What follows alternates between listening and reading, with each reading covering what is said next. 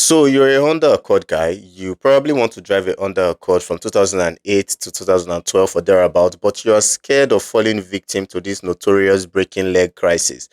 Or you already own a Honda Accord and you've fallen victim to this before, and maybe you're traumatized. You don't know when next is going to happen. My brother, watch this video to the end. This video is for you. I don't bring better get solution to a nemesis, to a problem. You know, understand? Stick with me to the end. Let's go.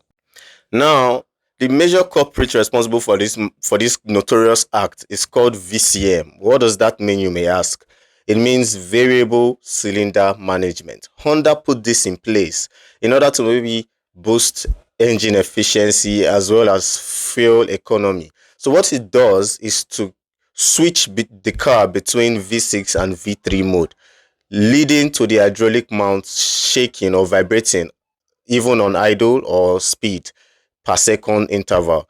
By the time this goes on for long, the hydraulic mounts, the oil inside will dry up, the rubbers will break, and then boom, you have this broken leg. Another factor that greatly contributes to this notorious character is the torque. Now, the engine found in the Honda Accord V6 is known as the J35 engine, which is a masterpiece, by the way. However, the fact that it is mated to a front wheel drive system and it puts out 268 horsepower, that is another issue on ground, because as a car guy, you know, most of us young guys, we like to floor our cars from the dig, from brake, from a stop. You like to floor it on speed. That, on the long run, doing it continuously would lead to wear and tear of the hydraulic mounts and the rubbers, which are supposed to hold the engine in place. And then before you know, bam, okpari, don't break. Before you do 80 to 120,000 mileage, you do the face broken leg character. You don't understand. Now, another, last but not the least, some of the factors you should also consider are age, heat, and bad road. Yes, for an 18-year-old car or 18 years old car, you don't understand. You not go expect say the components where that car go still make bakaram like to 2026 or by 2026. So you should expect wear and tear. That's one. Heat, because there's rubber or rubber components in between that hydraulic mount, it would wear out on the long run from constant heat suffering. Also, bad road like pothole. Say you dey drive like a criminal and nini, you know they calm down. Any pothole, boom, you don't enter. Potopenu buza, you don't enter. You are buying a one-way ticket to the mechanic. In fact, not to the mechanic, you are buying a one-way ticket to being stranded on the highway on a very good day. The leg will break. They go ask you, say, I could be now. You know, understand? Now, here are some signs and symptoms to know say your leg don't break or you want break. Sorry, not your leg. I mean the motor leg. You know, understand? Vibration inside the cabin when the car is on idle. That is one. Two, loud sound when you shift from park to drive or when you accelerate hard. And then lastly, the engine vibrates or shakes too much when you rev with the hood open.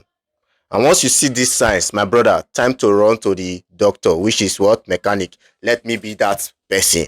Now, but if you don't want to run, that is, watch this video now. Make I make this video for you. Now, me, you open your ear, me for your word, you know. So now you don't watch the video reach this point. Now you call the one that say, okay, what I fit do to tell you know avoid this kind of level because you like the motor. Very simple. You know, understand. Carry book and barrel. Now, number one, when you buy the motor, you disable VCM or you buy VCM muzzler or SVCM. This disables that VCM operation and allows the car to remain a V6 or in V6 mode 100% of the time. Once that is done, you should also install coilovers, standard performance coilovers, because they will aid the hydraulic mount to be able to hold up the engine in, you know, when you perform, when you do your regular for the highway.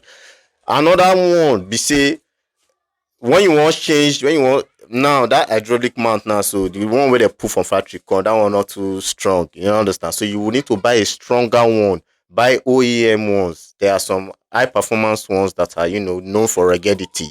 I'll for mention them, but yeah, at a day, you know, understand. So that's why you should bring that work to me. If they say so, you buy that one, make sure that you buy, and you know this car carries 4 hydraulic mounts, 2 in front, 2 at the rear. So it is important for you that when you want to change it, don't change one and leave 3.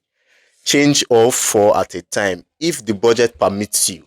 If the budget not permits you and you don't want 4 in that category, say later you call the cry, I know. For the beginning, you go to first run all this matter I want to tell you. Till we meet again, one love. Hope say you learn something for this video. Any other question you get, ask me for the comment section. Peace out. Now, in case you watch this video to this very point, do me a favor. Don't forget to like, share, repost this video for others to learn, and subscribe. You know, understand? Follow for more, because more lectures will come on our way. You know.